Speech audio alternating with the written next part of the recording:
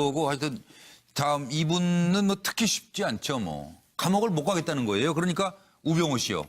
구속 적부심을 또 신청을 했네요. 어떻게 될지 한번 살펴보죠. 네. 구속된 지가 10일 됐는데요. 가만 생각해 보니까 이게 이러고 끝날 일이 아니다. 다시 판단해 주세요. 자, 숙명이면 받아들이겠다던 우병우 구속 10일 만에 적부심을 신청한 속내를 좀 살펴봐 주십시오. 자, 김관진처럼 뭐 이렇게 생각을 했나요? 구속 적부심을 신청했어요. 우병우의 운명은 어떻게 될까요? 김관진, 임관빈, 우린 자유의 몸이 됐죠.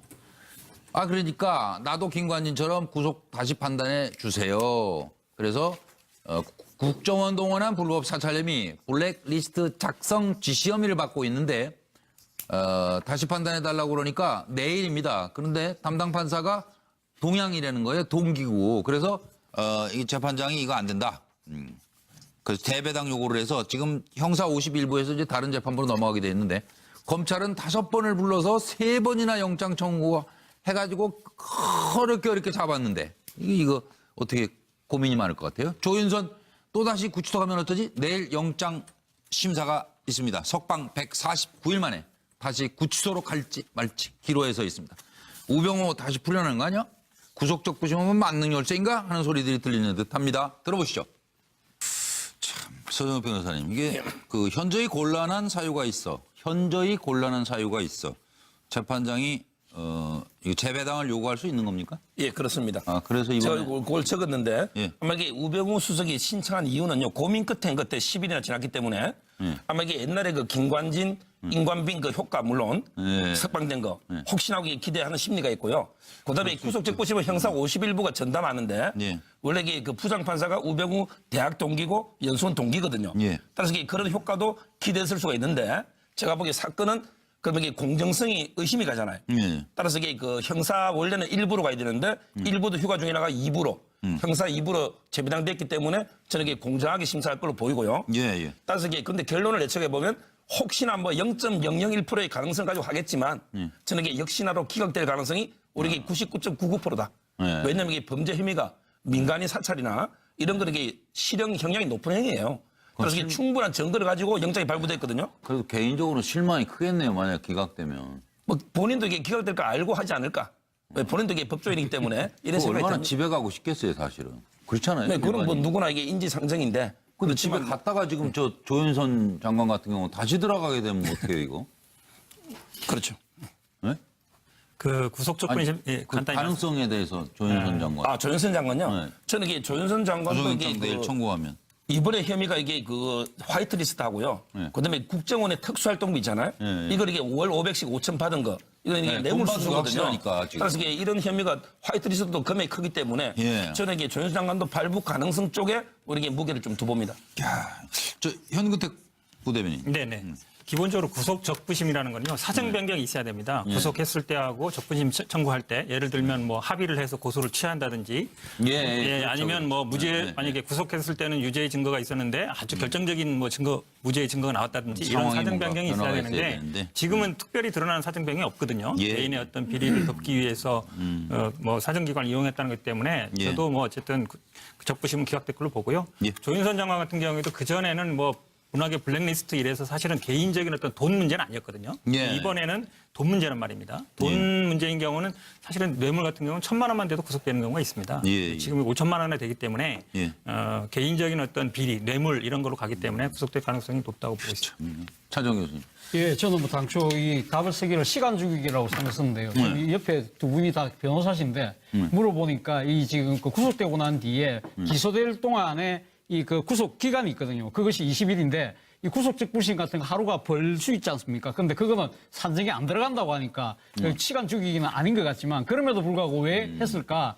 결국 검찰하고 기싸움하고 있는 거 아니겠습니까? 자기가 봤을 때도 법조인 출신이니까 앞서 두 분의 이 변호사들이 다 말씀하셨던 것처럼 성상 가능성은 없어요. 그러나 구속적부심에 그러니까 검찰 측에서 나와서 또 여러 가지 또 항변 뭐 해야 될 거 아닙니까? 그렇죠. 검찰 입장을 또 설명해야 되고 하니까 그런 과정을 통해서 검찰의 이 갖고 있는 논리를 더 파악할 수 있는 것이고요. 그리고 또 뭐 우병우 이 저 전수석 같은 경우야 뭐 지금 뭐 자신이 뭐 상당히 또 부자인데 뭐 변호사를 선임해서 이런 부분들을 하는 데 있어서 전혀 개의치 뭐 끓김이 없을 수밖에 없는 거 아니겠습니까? 일종의 저는 기싸움을 벌이고 있다고 보고 싶습니다. 이게 정태근 전 의원님.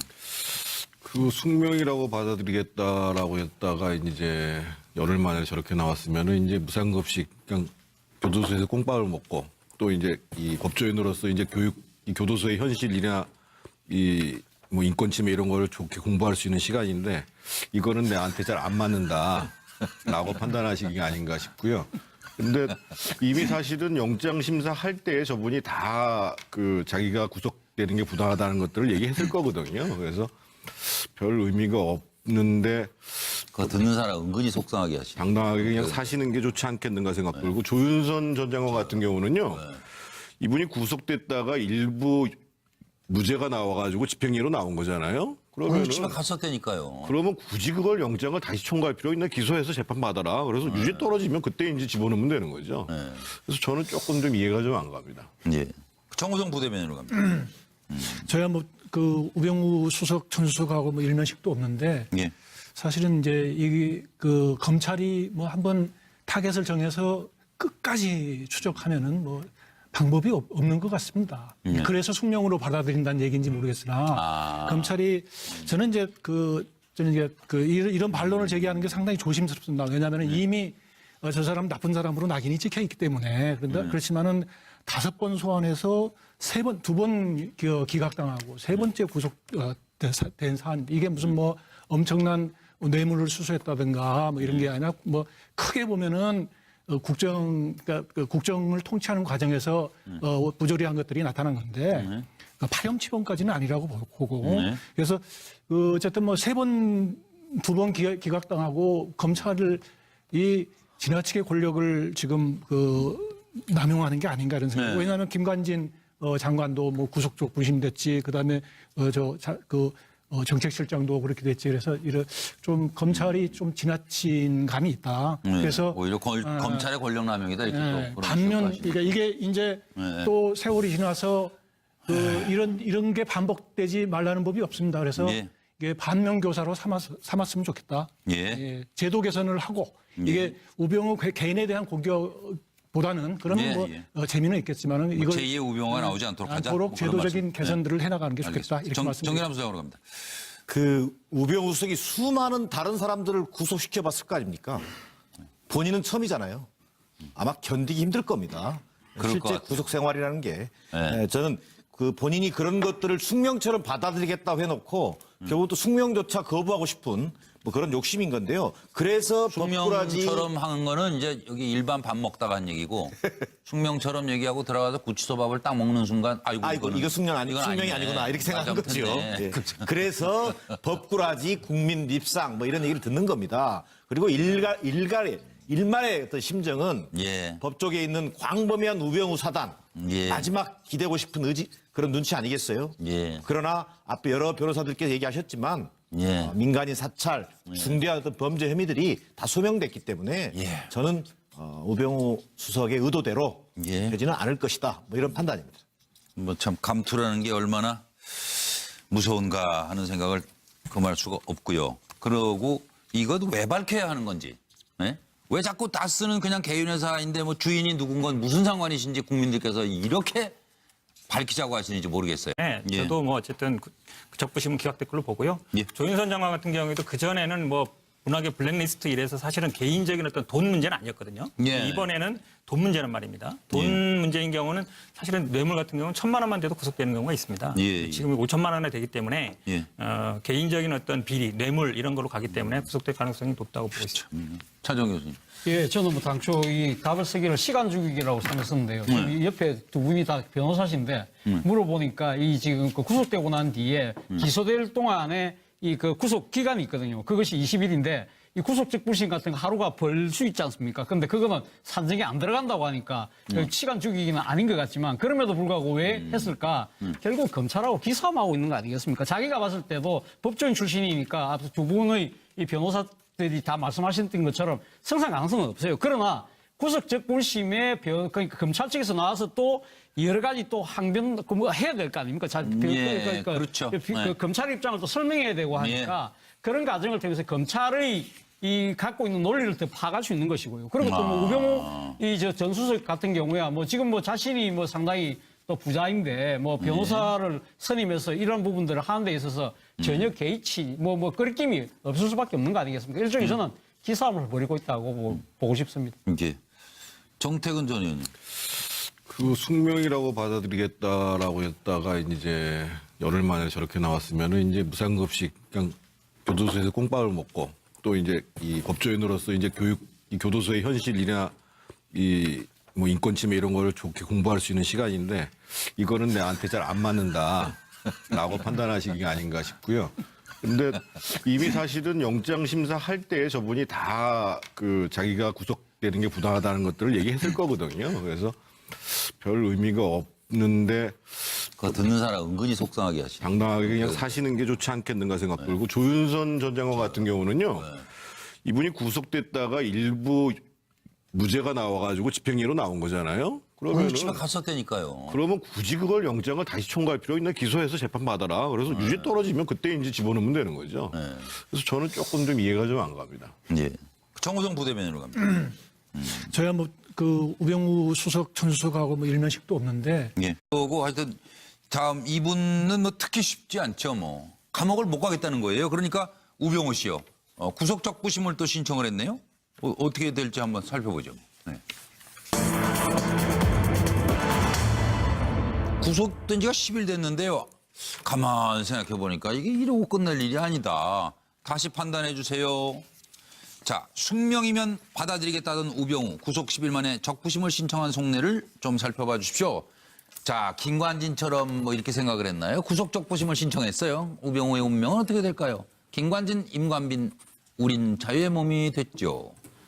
그러니까 나도 김관진처럼 구속 다시 판단해 주세요. 그래서 국정원 동원한 불법 사찰 혐의 블랙리스트 작성 지시 혐의를 받고 있는데 다시 판단해 달라고 그러니까 내일입니다. 그런데 담당 판사가 동양이라는 거예요. 동기고. 그래서 이 재판장이 이거 안 된다.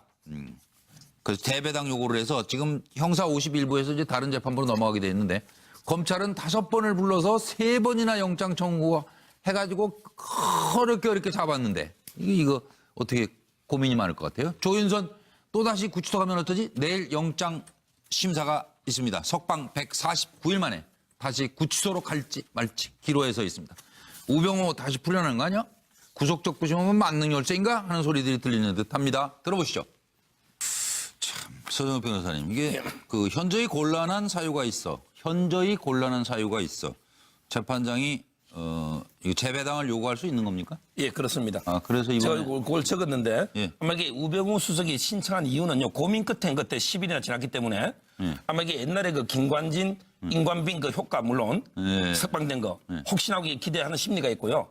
그다음에 구속적부심은 형사 51부가 전담하는데 예. 원래 이게 그 부장판사가 우병우 대학 동기고 연수원 동기거든요. 예. 따라서 이게 그런 효과도 기대했을 수가 있는데 제가 보기에 사건은 그러면 이게 공정성이 의심이 가잖아요. 따라서 이게 그 형사 원래는 1부로 가야 되는데 1부도 휴가 중이라가 2부로 형사 2부로 재배당됐기 때문에 저는 이게 공정하게 심사할 걸로 보이고요. 예. 따라서 이게 근데 결론을 예측해 보면 혹시나 뭐 0.001%의 가능성을 가지고 하겠지만 저는 이게 역시나로 기각될 가능성이 우리 이게 99.99%다. 왜냐하면 이게 범죄 혐의가 민간인 사찰이나 이런 거는 이게 실형 형량이 높은 행위예요. 그래서 이게 충분한 증거를 가지고 영장이 발부됐거든요. 그래도 개인적으로 실망이 크겠네요. 만약 기각되면. 뭐 본인도 이게 기각될 거 알고 하지 않을까? 왜 본인도 이게 법조인이기 때문에 이런 생각이 얼마나 듭니다. 집에 가고 싶겠어요, 사실은. 그렇잖아요. 네, 그건 뭐 일반인이. 누구나 이게 인지상정인데. 근데 집에 갔다가 지금 저 조윤선 장관 같은 경우 다시 들어가게 되면 어떻게 해요, 이거? 그렇죠. 네? 그 구속적 부심 예, 그 간단히 가능성에 대해서 조윤선 장관. 조윤선 장관요? 네. 저는 이게 조윤선 장관도 이게 구속영장 내일 청구하면. 이번에 혐의가 이게 그 화이트리스트 하고요. 그다음에 국정원의 특수활동비 있잖아요. 이걸 이게 월 500씩 5천 받은 거. 이건 이게 네, 뇌물 돈 받은 거 수수거든요. 확실하니까, 지금. 그래서 이게 이런 혐의가 화이트리스트도 금액이 크기 때문에 예. 저는 이게 조윤선 장관도 발부 가능성 쪽에 우리에게 무게를 좀 두봅니다. 야, 저 현근택 부대변인. 네네. 기본적으로 구속 적부심이라는 건요 사정 변경이 있어야 됩니다. 구속했을 때하고 적부심 청구할 때 예를 들면 뭐 합의를 해서 고소를 취한다든지 그렇죠, 아니면 뭐 무죄 만약에 구속했을 때는 유죄의 증거가 있었는데 아주 결정적인 뭐 증거 무죄의 증거가 나왔다든지 이런 상황이 사정 뭔가 변경이 있어야 변화가 있어야 되는데 되는데. 지금은 특별히 드러나는 사정 변경이 없거든요. 예. 개인의 어떤 비리를 덮기 위해서 뭐 사정기관을 이용했다는 것 때문에.